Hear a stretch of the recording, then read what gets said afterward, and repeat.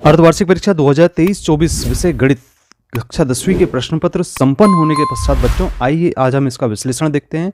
आप लोगों का पेपर बहुत अच्छा गया होगा और किस प्रकार से आपको इसमें आंसर हल करने थे। तो चलिए शुरू करते हैं। सही विकल्प चुनकर लिखना है आपको। दो संख्याओं ए बी इस प्रकार हैं कि a गुणित b बराबर 432 और इसका एलसीएम 72 ज्ञात है, तो एचसीएफ का मान हमें ज्ञात करना है। तो जैसा कि हम सूत्र जानते हैं कि एचसीएफ गुणित एलसीएम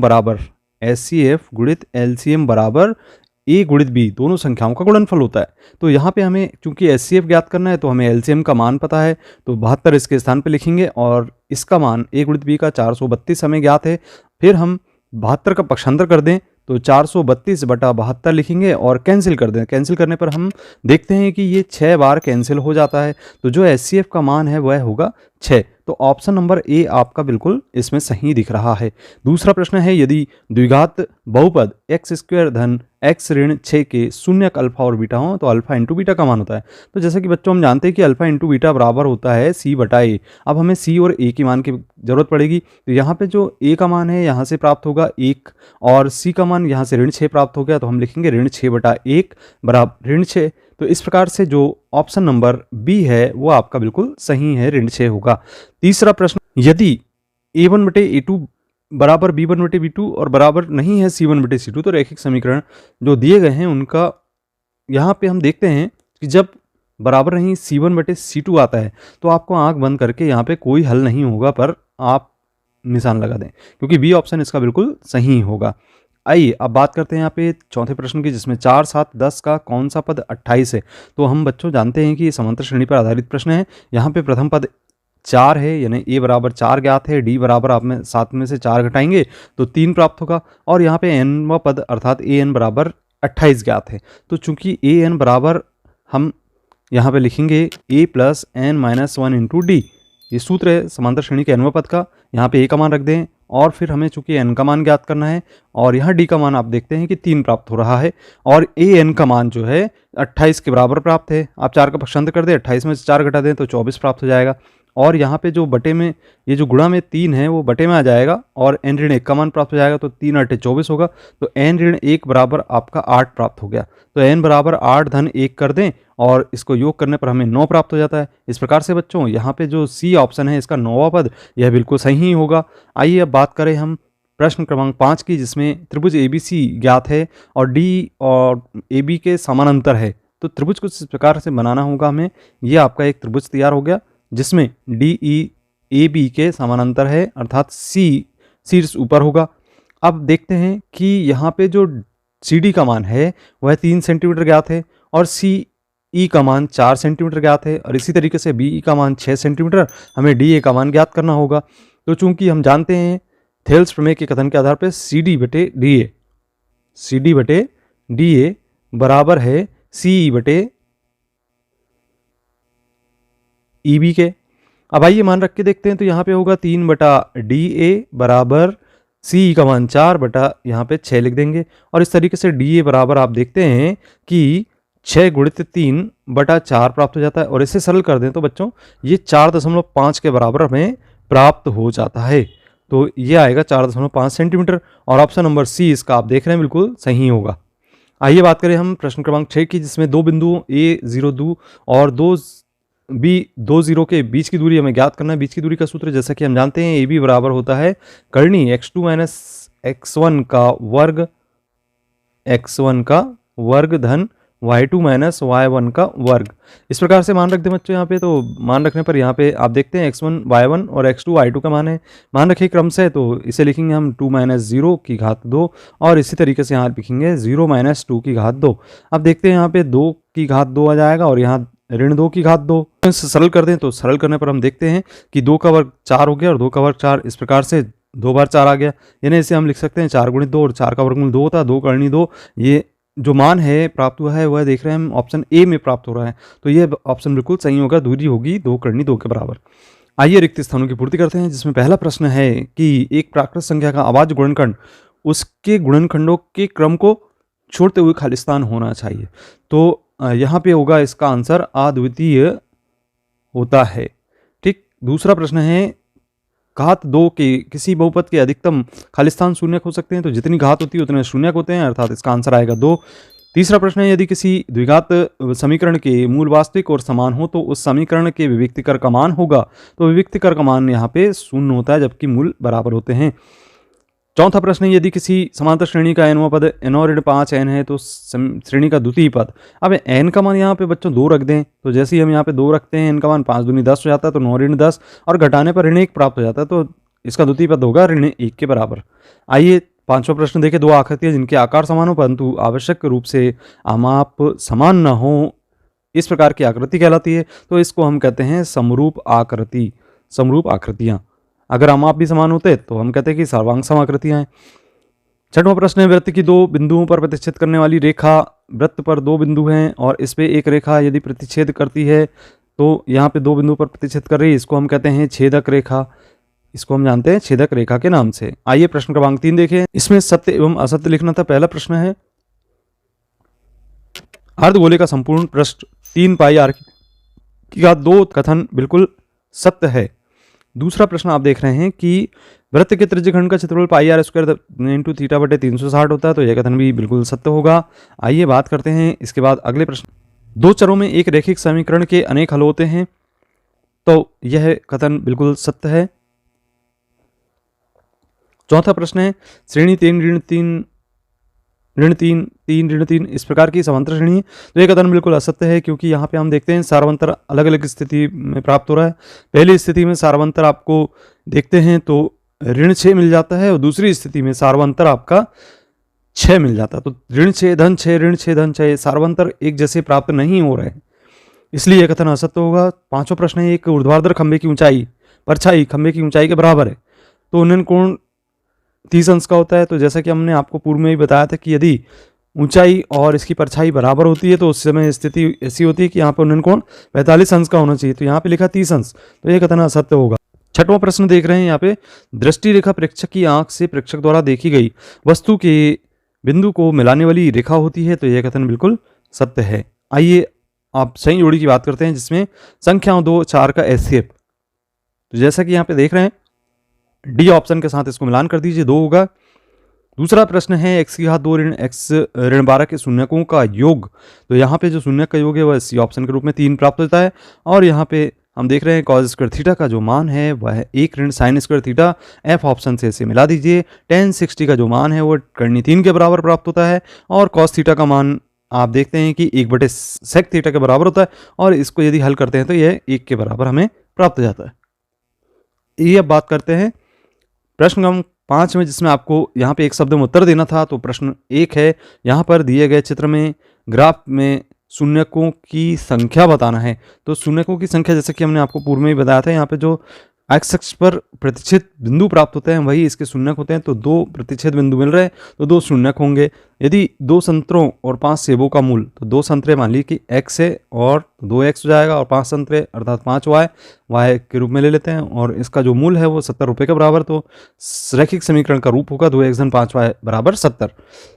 तीसरा प्रश्न है, समीकरण ax की घात 2 धन bx धन c बराबर 0 के विविक्तिकर ज्ञात करने का सूत्र होगा, तो हम जैसा कि जानते हैं विविक्तिकर d बराबर होता है b का वर्ग ऋण 4ac, यह विविक्तिकर का सूत्र होता है। क्या सभी वर्ग समरूप होते हैं, तो आप देख रहे हैं छोटे बड़े वर्गों को, ये सभी वर्ग कैसे हैं, समरूप एक जैसे दिखाई दे रहे हैं, तो बिल्कुल होते हैं, तो हाँ लिखेंगे इसका आंसर। और इसके बाद वृत्त की स्पर्श रेखा वृत्त के कितने बिंदुओं पर स्पर्श करती है, तो जैसा कि हम देखते हैं एक ये वृत्त है और इस पर एक स्पर्श रेखा हमने खींच दी है, तो यहाँ देखते हैं कि केवल एक बिंदु पर यह स्पर्श कर रही है, तो यहाँ पे हम लिखेंगे एक बिंदु पर स्पर्श करती है। बेलन के आयतन का सूत्र की बात कर रहे हैं, तो जो कि हम जानते हैं बेलन का आयतन का सूत्र होता है पाई r स्क्वायर h के बराबर। चलिए बात करते हैं प्रश्न क्रमांक 6 की, जिसमें कि पूछा गया था कि संख्याओं 4n पर विचार कीजिए, जहां n एक प्राकृत संख्या है, जांच कीजिए कि क्या n का कोई मान है जिसके लिए 4 की घात n अंक 0 पर समाप्त होता है, और यहाँ पे संख्या 3825 को अभाज्य गुणनखंड के रूप में व्यक्त करना। देख रहे हैं स्क्रीन पे कि यहाँ पे जो संख्याओं 4n की घात पे n पर विचार कर रहे हैं, और यहाँ पे हम देखते हैं कि 4 की घात n को 2 की घात 2n लिखा जा सकता है, यहाँ पे गुणनखंड 5 नहीं है। अब शर्त ये होती है कि कोई अगर शून्य पे समाप्त होती है संख्या तो वहाँ पे गुणनखंड में 5 जरूर आना चाहिए। तो यहाँ 5 विभाज्य नहीं है, इसलिए कोई ऐसी संख्या नहीं है जिसके लिए 4 के अतः n अंक शून्य पर समाप्त होगी। बच्चों 3825 के अभाज्य गुणनखंड लिखने का जो तरीका है वह यह होगा। 3825 को यदि अभाज्य गुणनखंड देखते हैं तो 3 से भाग जाता है 1275 बार, फिर 3 से भाग देते हैं तो 425 बार जाता है, फिर 5 से भाग देते हैं 85 बार जाता है, फिर 5 से भाग देते हैं 17 बार चला जाता है। इस प्रकार से जो अभाज्य गुणनखंड हो गए वो आप देख रहे हैं यहाँ पे 3 गुणित 3 गुणित 5 गुणित 5 गुणित 17 के बराबर होगा, जो कि यहाँ पे एक हम इस तरीके से अभाज्य गुणनखंड के रूप में लिख सकते हैं। अब बच्चों यहाँ पे 7वां प्रश्न पूछा गया था कि 12, 36 और 240 के अभाज्य गुणनखंड विधि से एलसीएम ज्ञात करना, और साथ ही पूछा गया था कि दर्शाइए, सिद्ध कीजिए कि धन करनी 3 एक अपरिमेय संख्या है। तो बच्चों जैसा कि अभाज्य गुणनखंड निकालने के तरीके से हम यहाँ पे एलसीएम ज्ञात कर सकते हैं। हमने पहले 2 से भाग दे दिया और फिर इसके बाद फिर पुनः 2 से और फिर 3 से और फिर 5 से भाग दिया। तो इस प्रकार से आप देखते हैं कि जो इसके अभाज्य गुणनखंड इस प्रकार से प्राप्त हो जाते हैं, और यहाँ पे हम सभी का आपस में गुणा कर देते हैं तो हमें 720 आंसर प्राप्त हो जाता है। इसके अथवा में दिया गया था कि 2 धन करनी 3 एक अपरिमेय संख्या है। तो हम देखते हैं कि 2 तो परिमेय संख्या के रूप में है, लेकिन करनी 3 एक अपरिमेय संख्या होती, और जैसे कि हम जानते हैं कि एक परिमेय तथा अपरिमेय संख्या का योग अथवा अंतर एक परिमेय संख्या के बराबर होता है, तो हम इसके आधार पर लिख सकते हैं कि 2 धन करनी 3 एक अपरिमेय संख्या होगी। बच्चों प्रश्न क्रमांक 8 देख रहे हैं, जिसमें हमें यहाँ पे द्विघात जो बहुपद है x घात 2 धन 9 x धन 20 के शून्य ज्ञात करना है, और इसी के अथवा में है एक द्विघात बहुपद ज्ञात करना है जिसके शून्यकों का योग ऋण 3 और गुणनफल 2 ज्ञात है। चलिए बच्चों इसको इस प्रकार से हम हल कर लेते हैं, जैसा कि आप स्क्रीन पे देख रहे हैं। x घात 2 धन 9 x धन 20 इसके गुणनखंड निकालते हैं। तो 20 के ऐसे हमें 2 भागों में विभाजित करना है जिससे योग करने पर 9 प्राप्त हो जाए और गुणा करने पर 20 प्राप्त हो जाए। तो 2 संख्या हम देखते हैं 4 और 5 प्राप्त हो जाती है, तो इसे हम लिखते हैं 9x को 4x धन 5x के बराबर। अब हम इसमें इन दोनों की जोड़ी बना देते हैं और इन दोनों की जोड़ी बनाते हैं। इसमें से उभयनिष्ठ देखते हैं कि क्या निकल रहा है, x निकल रहा है तो x का भाग देते हैं, x धन 4 प्राप्त होता है। इसमें से उभयनिष्ठ निकलता है 5 और 5 का भाग देते हैं, तो यहाँ x धन 4। ये दोनों जो समीकरण जो कोष्टक हैं एक जैसे हमें मिलते हैं, उसमें से हमने उभयनिष्ठ निकाल लिया और हम इसे लिखते हैं x धन 4 गुणित x धन 5। अब देखिए यहाँ पे x धन 4 बराबर 0 लेते हैं तो यहाँ पे x का मान ऋण 4 प्राप्त हो जाता है, x धन 5 बराबर 0 लेते हैं तो x बराबर ऋण 5 प्राप्त होता है। तो इस प्रकार से ये 2 शून्य हमें प्राप्त हो जाते हैं। इसके अथवा में जो मान लेते हैं कि द्विघात बहुपद ax धन ax घात 2 धन bx धन c है, इसमें हमें मूलों का योग ज्ञात है ऋण 3 और मूलों का गुणन 2 ज्ञात है। इसके आधार पे हम यहाँ पर देखते हैं कि मूलों का योगफल ऋण b बटा a और मूलों का गुणनफल c बटे a होता है, और इसके आधार पे हम देखते हैं इसे ऋण 3 बटा 1 लिख सकते हैं और इसे 2 बटा 1 लिख सकते हैं। तुलना करते हैं हम ABC की, तो यहाँ से तुलना करने पर हमें a का मान 1 प्राप्त होता है और b का मान यहाँ से 3 प्राप्त हो जाता है और c का मान हम देखते हैं कि 2 प्राप्त हो जाता है। इस प्रकार से हम ABC के मान यहाँ पे जो बहुपद है ax की घात 2 धन bx धन c के रूप में रखते हैं। जैसे ही हम मान रखते हैं तो हमें एक बहुपद x या 2 धन 3 x धन 2 प्राप्त हो जाता है। बच्चों प्रश्न क्रमांक 9 जैसा कि हम देख रहे हैं समांतर श्रेणी पर आधारित है। यहाँ पे हमें समांतर श्रेणी को निर्धारित करना है जिसमें तीसरा पद और 7वां पद हमें ज्ञात है, और इसके अथवा में 7, 3, 19 और 205 में पदों की संख्या हमें ज्ञात करना है। बच्चों प्रश्न क्रमांक 9 में जैसे कि हमें ज्ञात है तीसरा यहाँ पे हम देख रहे हैं जो a3 बराबर 5 और a7 बराबर 9। अब चूंकि हम जानते हैं कि an बराबर a plus n minus 1 into D होता है, तो a3 यहाँ पे n का मान 3 है, 3 ऋण 1 कर दें, इससे एक समीकरण प्राप्त होता है a धन 2d बराबर 5, समीकरण 1 लिखेंगे। a7 7 ऋण 1 लिखेंगे, यहाँ पे a धन 6d बराबर 9 दूसरा समीकरण प्राप्त होता है।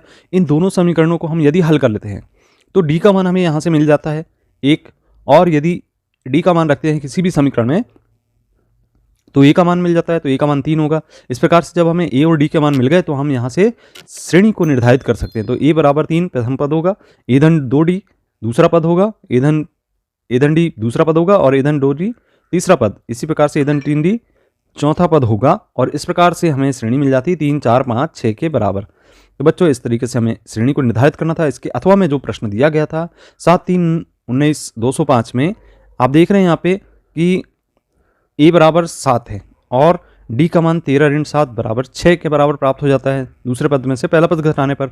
और यदि हम देखते हैं कि समांतर श्रेणी में n पद है तो हम लिखते हैं यहाँ पे ए एन बराबर 205। अब चूंकि ए एन व पद का सूत्र होता है A plus N one S one into D, और यहाँ पे ए का मान 7 और डी का मान 6 हमें ज्ञात है। एन का मान यहाँ से हम ज्ञात कर लेते हैं। एन का मान ज्ञात करेंगे तो देखते हैं हम एन का मान हमें यहाँ पे समांतर श्रेणी का एन का मान 34 प्राप्त हो जाता है। इस प्रकार से यहाँ पे कहेंगे कि समांतर श्रेणी में 34 पद है। बच्चों अब यहाँ पे हम देख रहे हैं प्रश्न क्रमांक 10, जिसमें पूछा गया था कि समांतर श्रेणी के प्रथम 4 पद लिखना था, जिसमें ए का मान और डी का मान हमें ज्ञात है।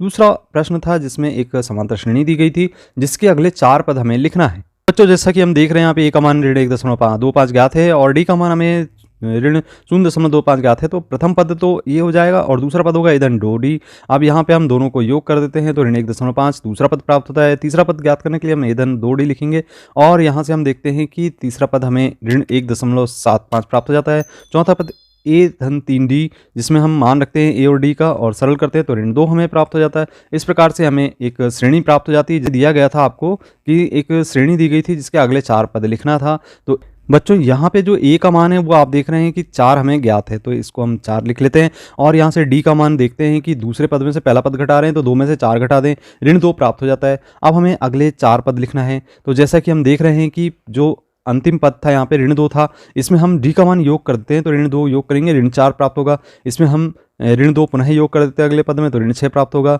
ऋण 6 में अगला डी का मान योग कर देते हैं तो ऋण 8 प्राप्त होगा और ऋण 8 में ऋण 2 योग करते हैं तो ऋण 10 प्राप्त होगा। इस प्रकार से हमें ये समांतर श्रेणी के अगले 4 पद प्राप्त।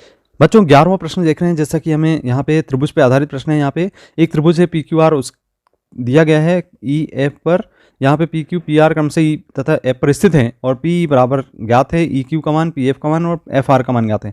तो यहाँ पे स्पष्ट करना है कि EF और QR एक दूसरे के समांतर हैं। तो इस स्थिति में हम हल करेंगे और इसी प्रकार से इसके अथवा में दिया गया था कि D और BC आपस में समानांतर है और यहाँ पे मान ज्ञात है। AD का मान हमें यहाँ पे ज्ञात करना है। तो देख रहे हैं यहाँ पे हम एक त्रिभुज बना लेते हैं जिसमें PQR एक त्रिभुज है और EF QR के समानांतर है।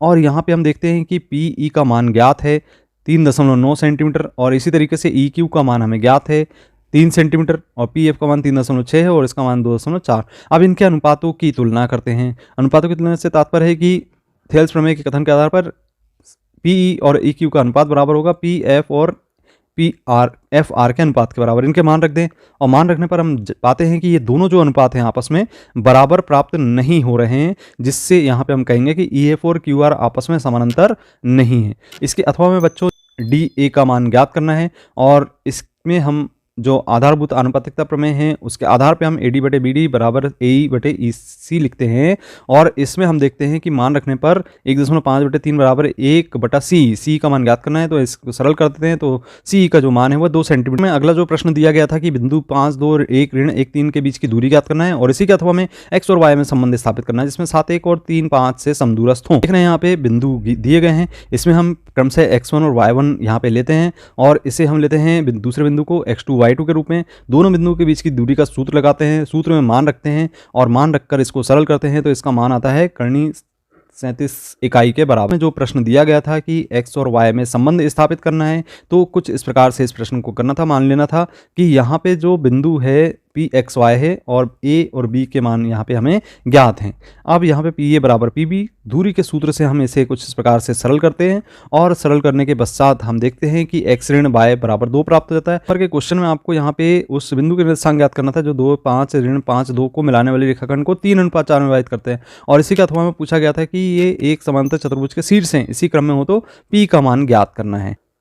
बिंदु PXY है और यहाँ पे जो अनुपात है 3:4 के बराबर है तो इसे हम M1 M2 लेते हैं क्रम से और बिंदु A और B यदि मान लेते हैं तो यहाँ से x1 y1 x2 y2 के मान हमें मिल जाते हैं। यदि हम देखते हैं कि जो विभाजन का सूत्र है PXY बराबर M1 x2 plus M2 x1 बटे M1 प्लस M2 और M1 y2 plus M2 y1 बटे M1 प्लस M2 है। इसके आधार पे यदि हम x का मान निकालते हैं, जो x का निर्देशांक है उसमें मान रखते हैं, x2 x1 के मान क्रम से रख देते हैं और M1 M2 के मान रखते हैं, सरल करते हैं तो ऋण 1 के बराबर हमें प्राप्त हो जाता है। और इसी तरीके से यदि हम y के मान निकालते हैं y के निर्देशांक के रूप में तो हम ये सूत्र में सभी का मान रख दें और सबको हल करते हैं तो देखते हैं कि 2 प्राप्त हो जाता है। इस प्रकार से जो P बिंदु है वह ऋण 1, 2 के बराबर हमें मिल समांतर चतुर्भुज के शीर्ष क्रम में दिए गए हैं और P का मान हमें ज्ञात करना है। तो देखते हैं कि समांतर चतुर्भुज के विकर्ण परस्पर समद्विभाजित करते हैं। तो विकर्ण समद्विभाजित करेंगे तो इसके लिए हम इसके मध्य बिंदु के निर्देशांक लेते हैं और मध्य बिंदु के निर्देशांक का जो सूत्र है वो होता है बच्चों x1 प्लस x2/2 और यहाँ पे y का जो होता है y1 प्लस y2/2। इस तरीके से ये मध्य बिंदु के निर्देशांक के सूत्र पर हम मान रखते हैं और सरल करते हैं और तुलना करते हैं इसके x के रूप में। तो देखते हैं कि p का मान क्या प्राप्त होता है। इस प्रकार से हमें p का मान। चलिए बच्चों, प्रश्न क्रमांक 14 में आपको जो दिया गया था प्रश्न था त्रिकोणमिति पर आधारित, तो tan a बराबर 3/4 जिसमें sin a का मान हमें ज्ञात करना था। और इसी तरीके से त्रिभुज ABC में कोण ए बी न्यून कोण है तो tan a बराबर tan b, तो सिद्ध करना था a बराबर b के। तो इसे इस प्रकार से हल करेंगे। तो tan a का मान 4/3 अर्थात लंब बटे आधार का मान ज्ञात है और यहाँ हमें कर्ण का मान ज्ञात करना है। पाइथागोरस का प्रमेय का उपयोग करते हैं। कर्ण का वर्ग बराबर लंब का वर्ग धन आधार का वर्ग मान रखें और सरल कर दें तो हमें AC का वर्ग बराबर 25 प्राप्त हो गया। अब यदि हम AC का मान ज्ञात करना है तो इसका वर्गमूल ले लेते हैं, वर्ग हटाते हैं, वर्गमूल लगाते हैं, 5 प्राप्त हो जाएगा। इस प्रकार से sin a का मान यदि ज्ञात करना है तो लंब बटे कर्ण होता है 4/5। जो दिया गया था वो प्रश्न था tan a बराबर tan b। तो tan a बराबर हमने tan b लिख दिया और इसे हम लिख सकते हैं cot 90 माइनस a, इसे भी लिख सकते हैं cot 90 माइनस b। इसे हम देखते हैं कि ये दोनों आपस में कैंसिल हो गए तो ऋण a बराबर ऋण b, अर्थात यहाँ पे a बराबर दोनों चिन्हों को हम धन में परिवर्तित कर दें तो ऋण a बराबर b प्राप्त हो जाता है। या 2 ऋण 3 के शून्य ज्ञात करना है और इसी के अथवा में ज्ञात है 4u धन की घात 2 धन 8u के शून्य ज्ञात करना है। तो इसे कुछ इस प्रकार से हल करें। x या 2 ऋण 3 को इस प्रकार से लिखें, हम पक्षांतर कर दें 3 का, इसके बराबर 0 रख के, तो x की घात 2 बराबर 3 हमें प्राप्त हो जाता है। और फिर यहाँ से वर्ग घटाते हैं तो यहाँ पर वर्गमूल लगेगा, धन और ऋण का चिन्ह लेके, तो 2 शून्यक हमें धन कर्णी 3 और ऋण कर्णी 3 प्राप्त हो जाते हैं। हमें ज्ञात है, आप देख रहे हैं कि 4u की घात 2 धन 8u। अब इससे सरल कर दें बच्चों, 4u दोनों में उभयनिष्ठ निकाल लें तो यहाँ प्राप्त होगा u और यहाँ से 4u उभयनिष्ठ ले लें तो 2 प्राप्त होगा। इस प्रकार से 4u बराबर 0 रखेंगे तो u बराबर 0 प्राप्त होगा, एक शून्यक, और दूसरा शून्यक जो है वो u धन 2 बराबर 0 रखने पर पक्षांतर करेंगे 2 का तो u बराबर ऋण 2 प्राप्त हो जाता है। बच्चों जैसा कि हम देख रहे हैं अगला प्रश्न है कि 2 tan की घात 2 45 अंश धन cos की घात 2 30 अंश ऋण sin की घात 2 60 अंश के मान ज्ञात करना और इसी के अथवा में tan a को sec a के रूप में प्रदर्शित करना है।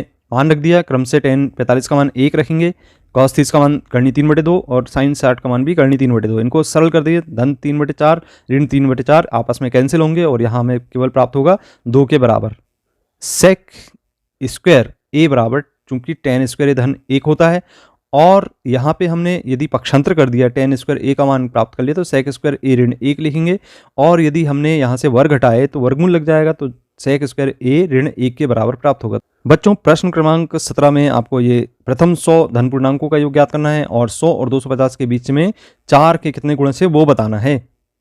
पूर्णांक है उनका योग ज्ञात करना है और चूंकि यहाँ पहला पद a है, आप देख रहे हैं l का मान यहाँ पे देख रहे हैं अंतिम पद 100 के बराबर है और चूंकि n बराबर 100 है और यहाँ पे 100 धन पूर्णांकों का योग ज्ञात करना है तो n का मान 200 लिखेंगे और चूंकि n पदों का योगफल का सूत्र था n/2 a धन l के बराबर मान रखेंगे। इसे सरल कर दें, सरल करने पर यहाँ पे 50 बार कैंसिल हो जाता है, इसको योग कर दें 101 हो गया, गुणा कर दें हम 5050 के बराबर हो गया। इसके बाद इसके अथवा में जो प्रश्न दिया गया है कि 10 और 250 के बीच 4 के कितने गुणज हैं, तो 10 और 250 यहाँ से हम देखते हैं कि 4 के गुणज निकालना स्टार्ट करते हैं तो 12 16 20, इसके बाद अंतिम 248, तो पहला हमें प्राप्त हो गया 12, डी का मान 4 होगा और अंतिम जो है 248, इसके सूत्र में हम यदि nवें पद में मान रखते हैं तो n का मान हमें यहाँ से ज्ञात होता है 60 के बराबर। तो इसके अगले प्रश्न में 18वें नंबर में हमें गुणनखंड विधि से समीकरण को हल करना था और द्विघात समीकरण हमें ज्ञात है जिसका कि k का मान हमें ज्ञात करना है जबकि दोनों मूल आपस में बराबर हैं। इस प्रकार से आपको हल करना था। तो देखते हैं यहाँ पे हम ये ऋण 5x को गुणनखंड के रूप में ऋण 2x ऋण 3x लिख देते हैं और इसे सरल करते हैं क्योंकि हम देख रहे हैं कि 2 और 3 का गुणा करने पर 6 प्राप्त होता है। इसके 2 संख्याओं के रूप में हम विभाजित कर लेते हैं और यहाँ से हम यदि इन दोनों की जोड़ी बना दें और इनकी जोड़ी बना दें तो इसमें से 2x उभयनिष्ठ लेंगे, 2x उभयनिष्ठ लेने पर x ऋण 1 प्राप्त होगा। यहाँ से 3 दोनों में भाग जा रहा तो 3 उभयनिष्ठ लेने पर x ऋण 1 प्राप्त होगा। इस प्रकार से x ऋण 1 को सार उभयनिष्ठ लेते हैं और सार उभयनिष्ठ लेने पर 2x ऋण 3 मिल जाएगा। इस प्रकार से यदि हम देखें तो मूल हमें यहाँ से प्राप्त होंगे इस प्रकार, बराबर 0 रखने पर x का मान 1 होगा और यहाँ से x का मान 3/2 के बराबर प्राप्त हो जाता है। इसके अथवा में जो प्रश्न आपको हल करना था जिसमें के का मान ज्ञात करना था जबकि मूल बराबर है, तो चूंकि यहाँ पे ए बी सी के मान हम निकाल लेते हैं और ए बी सी के मान क्रम से यहाँ से के ऋण 2 के और यहाँ सी का मान 6। इस प्रकार देखते हैं कि जब मूल बराबर हैं तो मूल बराबर होने की स्थिति में बी का वर्ग ऋण 4ac बराबर 0 होना चाहिए। और यदि हम इसमें मान रखें ए बी सी के तो इसमें हम मान रख के देखते हैं कि ए का मान हमें इसके आधार पर ऋण 6 प्राप्त हो जाता है। प्रमेय दिया गया था जिसमें सिद्ध करना था कोण PTQ बराबर 2 कोण OPQ है और उसके अथवा में वृत्त के केंद्र से 5 सेंटीमीटर दूरी पर वृत्त की स्पर्शिका की लंबाई दी गई थी जिसमें वृत्त की त्रिज्या ज्ञात करनी थी। इस तरीके से हमें सॉल्व करना था। आप देख रहे हैं यहाँ पे कोण PTQ बराबर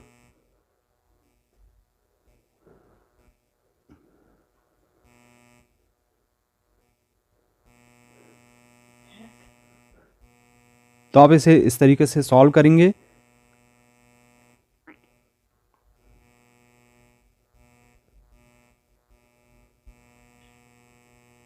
इसके अथवा में जो दिया गया था उसे हम देखते हैं कि यहाँ पे हमें वृत्त की त्रिज्या ज्ञात करनी थी। त्रिज्या ज्ञात करने के लिए जैसा कि हम देख रहे हैं यहाँ पे वृत्त बनाए हैं और त्रिज्या OB का मान ज्ञात करना है। यहाँ पे एक समकोण त्रिभुज बन रहा है जिसमें कर्ण दिया गया है, आधार दिया गया है, लंब का मान ज्ञात करना है। तो हम पाइथागोरस का प्रमेय पर आधारित इस सवाल को हल कर लेते हैं और देखते हैं कि इसका मान जो है OB बराबर 3 सेंटीमीटर हमें मिल जाता है। जैसा कि प्रश्न क्रमांक 20 में हमें एक छतरी की 8 तानें दी गई थी और छतरी की जो तान की त्रिज्या है 45 सेंटीमीटर है और यहाँ पे इसमें तानों के बीच का क्षेत्रफल हमें ज्ञात करना था। इसके अथवा में एक घड़ी मिनट की सुई जिसकी लंबाई 14 सेंटीमीटर है 5 मिनट में रचित क्षेत्रफल हमें ज्ञात करना था। इस प्रश्न को सॉल्व कर लेते हैं। यहाँ पे वृत्त का क्षेत्रफल बराबर πr² और चूंकि प्रत्येक त्रिज्यखंड का क्षेत्रफल यहाँ पे 8वें भाग का क्षेत्रफल ज्ञात करना तो 1/8 गुणित πr² लिख देते हैं। r का मान हमें जैसे कि ज्ञात है 45 सेंटीमीटर के बराबर है और इसे सरल कर लें तो 22,275/28 वर्ग सेंटीमीटर इसके दो तानों के बीच के क्षेत्रफल में प्राप्त हो जाता है। इसके अथवा में जो प्रश्न करना था आपको, इसको देखते हैं कि जो घड़ी की मिनट की सुई की लंबाई 14 सेंटीमीटर है। कुछ इस प्रकार से हम लिख लेते हैं r बराबर 14 सेंटीमीटर ज्ञात है और थीटा का मान यहाँ पे हम 90/3 अर्थात 30 अंश निकाल लेते हैं। दोनों सुइयों के बीच के कोण को 5 मिनट में जो रचित कोण है वह होता है 30 अंश के बराबर। रचित क्षेत्रफल θ/360 गुणित πr² होगा क्योंकि यहाँ पे त्रिज्यखंड का क्षेत्रफल होगा और यहाँ पे 30/60 थीटा का मान हम रख देते हैं और यहाँ हल कर देते हैं तो 154/3 वर्ग सेंटीमीटर के बराबर हमें। इस प्रश्न में हमें एक दो समीकरण दिए गए हैं जिसमें हमें प्रतिस्थापन विधि से इसको हल करना है और इसके अथवा में दो संख्याओं का अंतर 26 और एक संख्या दूसरी संख्या की 3 गुनी है, उन्हें ज्ञात करना है। तो जैसा कि हम देख रहे हैं यहाँ पे हम सवाल जिसमें प्रतिस्थापन विधि द्वारा इसको सरल करना था, एग्जाम्पल का क्वेश्चन था ये। और इस तरीके से यहाँ पे हमने दोनों में एक समीकरण में से हमने x का मान ज्ञात कर लिए। अब इसका मान हम समीकरण 1 में प्रतिस्थापित कर देते हैं और सरल करते हैं तो y का मान 19/29 प्राप्त हो जाता है। और यदि हम y का मान जब प्राप्त हो जाता है तो x का मान ज्ञात करने के लिए किसी भी समीकरण में मान रखते हैं तो x का जो मान है वह 49/29 हमें जो क्वेश्चन दिया गया था कि दो संख्याओं का अंतर 26 है और एक संख्या दूसरी संख्या की 3 गुनी है, उन्हें हमें ज्ञात करना है। तो यहाँ पे हमने मान लिया x और y दोनों संख्याएं हैं, इनका अंतर 26 है तो पहला समीकरण हमें यहाँ से मिल गया और दूसरा समीकरण एक संख्या दूसरी की 3 गुनी है तो x बराबर 3y। यहाँ से x का मान यदि हम पहले समीकरण में रख देते हैं तो y का मान हमें 13 प्राप्त हो जाता है और इसके बाद यदि हम y का मान किसी भी समीकरण में रखते हैं तो यहाँ से x का मान 39 हमें प्राप्त हो जाता है। तो पहली संख्या 39 है, दूसरी संख्या में 13 प्राप्त। 22वां प्रश्न पूछा गया था आपको। यहाँ पे 1.5 मीटर लंबा एक लड़का 30 मीटर ऊंचे एक भवन के कुछ दूरी पर खड़ा है जबकि भवन ऊंचे भवन की ओर जाता है और 30 अंश से 60 अंश का उसका उन्नयन कोण हो जाता है। तो बताना है कि भवन की और कितनी दूरी पर वह चल कर गया। और इसी के अथवा में एक नदी वाला क्वेश्चन है जिसमें नदी के सम्मुख किनारों के अवनमन कोण क्रम से 30 और 45 अंश है। यदि पुल किनारों के 3 मीटर ऊंचाई पर है तो नदी की चौड़ाई हमें ज्ञात। हमें मान लेना है कि लड़का x मीटर दूर भवन की ओर गया है और लड़के की जो भवन की ऊंचाई को छोड़ के तो यहाँ पे 30 मीटर ऋण 1.5 मीटर के बराबर अर्थात तो 28.5 मीटर हमें प्राप्त हो जाती है। इस प्रकार से 28.5 मीटर भवन की ऊंचाई प्राप्त होती है। अब यहाँ पे हमें समकोण त्रिभुज दिखाई दे रहे हैं, दोनों समकोण त्रिभुज को सरल कर लेते हैं। तो समकोण त्रिभुज में tan थीटा लंबा टे आधार रखेंगे AB/BC तो 60 रखेंगे पहले 60 अंश तो tan 60 का मान करनी 3 और इससे सरल कर लेते हैं तो BC का मान 28.5 बटे करनी 3, इससे समीकरण 1 दे दें। समकोण त्रिभुज ABD लेते हैं, समकोण त्रिभुज ABD में tan थीटा बराबर AB/BD रख देते हैं।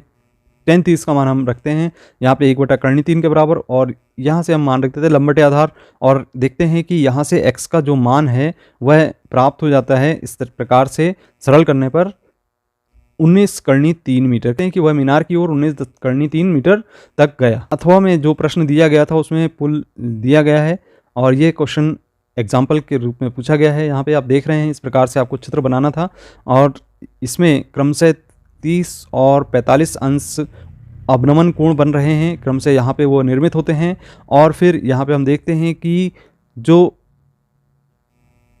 त्रिभुज APB है उसमें भुजा AB की लंबाई AD धन DB के रूप में होगी। तो AB धन जो हम पूरा त्रिभुज जो लेते हैं उसमें जो भुजा की लंबाई होगी AB बराबर AD धन DB के रूप में होगी।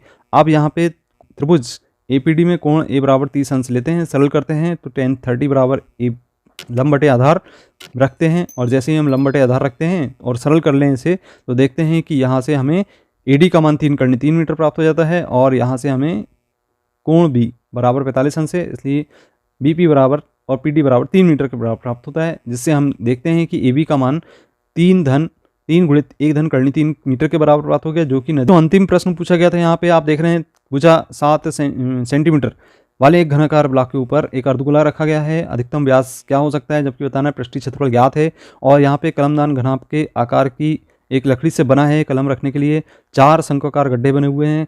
घनाभ की विमाएँ क्रमशः दी गई हैं। प्रत्येक गड्ढे की त्रिज्या 0.5 सेंटीमीटर है और गहराई 1.4 सेंटीमीटर। पूरे कलमदान की लकड़ी का आयतन हमें ज्ञात करना है। जो एक घन के आकार का पात्र है उसके ऊपर एक अर्धगोला रखा हुआ है, और यहाँ पे घनाकार ब्लॉक का किनारा 7 सेंटीमीटर लंबा है, ये लंबाई 7 सेंटीमीटर ज्ञात है। अर्धगोले का जो व्यास है वह भी 7 सेंटीमीटर है, और यहाँ पे जो त्रिज्या निकल के आती है वह 7/2 सेंटीमीटर के बराबर होगी। अब ठोस के पृष्ठीय क्षेत्रफल के रूप में यहाँ पे देखते हैं कि ज्ञात करना है, तो घनाकार ब्लॉक का क्षेत्रफल धन अर्धगोले का क्षेत्रफल और ऋण अर्धगोले से ढके क्षेत्र का क्षेत्रफल को माइनस करना है। तो इस प्रकार से यहाँ पे हम लिखते हैं 6a² धन 2πr² और यहाँ से πr²। सरल कर देते हैं तो मान रखने हैं हमें a का, और फिर इसमें r का मान रखना है। इसके अथवा में जो प्रश्न हल करना है बच्चों, यहाँ पे आप देख रहे हैं कुछ इस तरीके से पेन रखने का एक घनाभ के आकार की एक पात्र है, जिसमें घनाभ की लंबाई जो दी गई है वो 15 सेंटीमीटर, चौड़ाई 10 सेंटीमीटर और ऊंचाई 3.5 सेंटीमीटर, और शंक्वाकार भाग की जो त्रिज्या है 0.5 सेंटीमीटर है और ऊंचाई 1.4 सेंटीमीटर है। अब देखते हैं कि पूरे कलमदान में लकड़ी का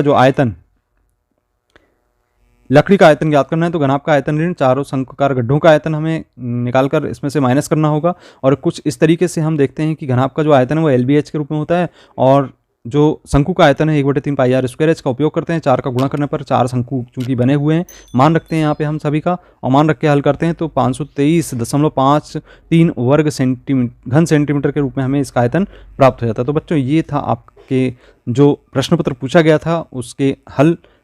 आपने बहुत अच्छा पेपर किया होगा ऐसा हम समझते हैं। इसकी पूरे विश्लेषण करना है तो इस वीडियो को आप पूरा देखें और इसको अपनी कॉपी में हल करें। यदि आपको वीडियो पसंद आता है तो आप वीडियो को लाइक करें, अपने मित्रों को शेयर करें। यदि आपने अभी तक चैनल को सब्सक्राइब नहीं किया तो सब्सक्राइब करें। मिलते हैं अगली वीडियो में। धन्यवाद।